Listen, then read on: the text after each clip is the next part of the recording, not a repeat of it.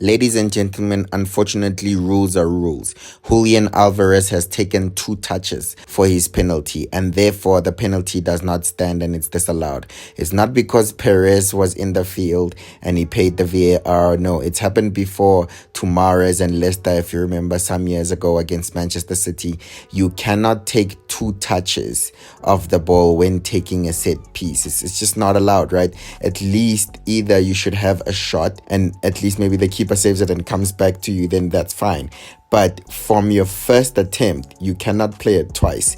It's like a free kick as well. The same player cannot play the ball twice. There's a goal that's famous on the internet. It went viral where a player shot a free kick. It hit the post. No one touched it. Came back to him. He shot and he scored and the goal was disallowed. It's simple. It's the set piece rules, right? So unfortunately for Atletico, it's very, very heartbreaking. It's very, very harsh. But there's no such thing as a retake as well, right? So I know with goalkeepers, if they're off the line or whatever, then they get a retake. The penalty has to be retaken.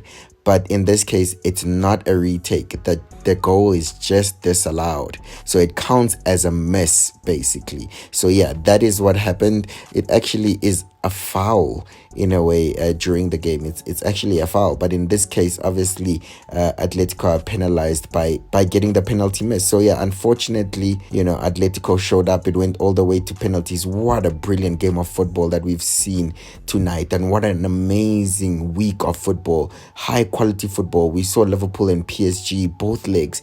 Amazing UCL games. The lights are brightest. The crowd are loudest. And these are the nights that we live for. What an amazing football game.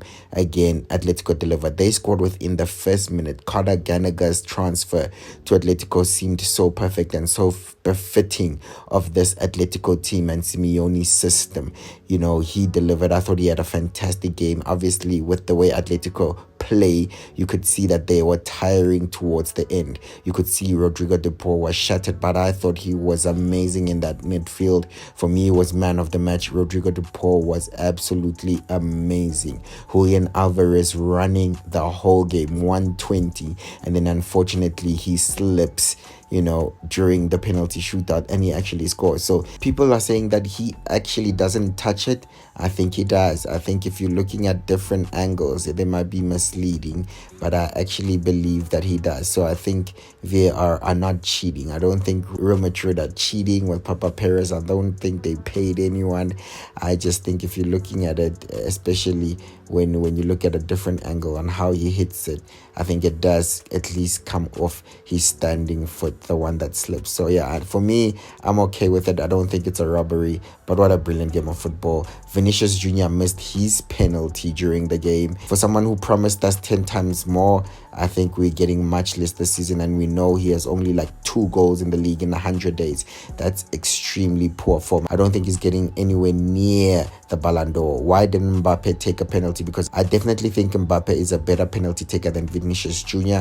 That could have at least earned Real Madrid a draw and they didn't have to go to extra time and penalty shootout. But either way, God, Allah, Shiva, Zeus, Buddha, all of them are Real Madrid supporters because somewhere, somehow they survive and they get the job done and they just go through to the next round. Yeah, looking forward to the next round. You have Arsenal who have been praying for Real Madrid, right? It's give us Real Madrid, give us Real Madrid. Here's Real Madrid. Let's see how you do. I have no idea how Arsenal are going to try deal with Vinicius Jr., Kylian Mbappe, and Rodrigo. I really have no idea what Arteta's plan is.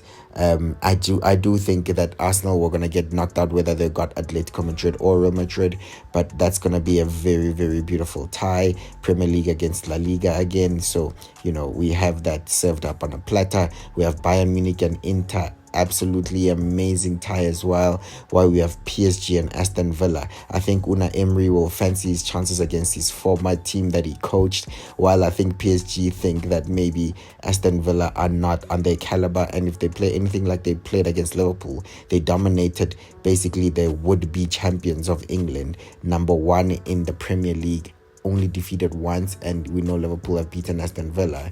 I just feel like PSG are, they're licking their lips. They're thinking that maybe this is the year that they can go to the final again and perhaps win it this time with no superstars, with no distractions like Messi, Neymar, and Mbappe.